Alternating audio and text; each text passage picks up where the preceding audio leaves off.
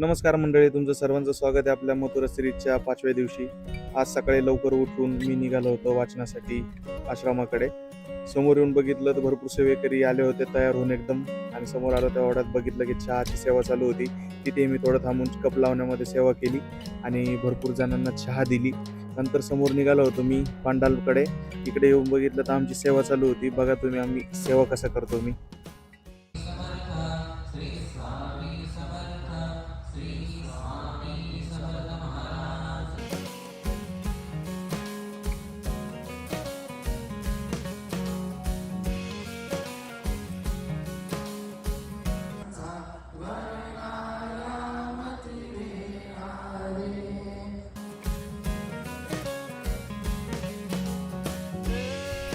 तर अशा प्रकारे पूर्ण सेवा आणि वाचन करून दुपारचा टाइम झाला होता, म्हणजेच की आमचा जेवणाचा टाइम झाला होता. सर्व सेवेकरी वर्ग आणि आम्ही इकडे अन्नछत्राकडे आलो होतो. बघितलं खूप जोरात वारं वावदान सुटलं होतं, ढगं दाटून आले होते आणि एकदमच असा वारं सुटलं तर दुसऱ्या मंडपच उडून जातो की काय, तेवढ्यात मला समजलं तर पाऊस येणार.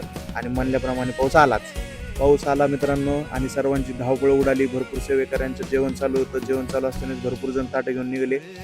थोडा वेळ थांबलो, पाऊस झाला आणि त्यानंतर मी, आमचे मनोज सर, आम्ही सर्वजण बसलो जेवायला.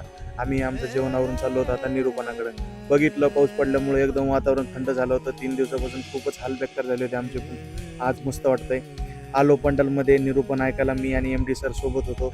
निरूपण झालं, संध्याकाळ झाली आणि निघलो आम्ही संध्याकाळच्या जेवणाकडे.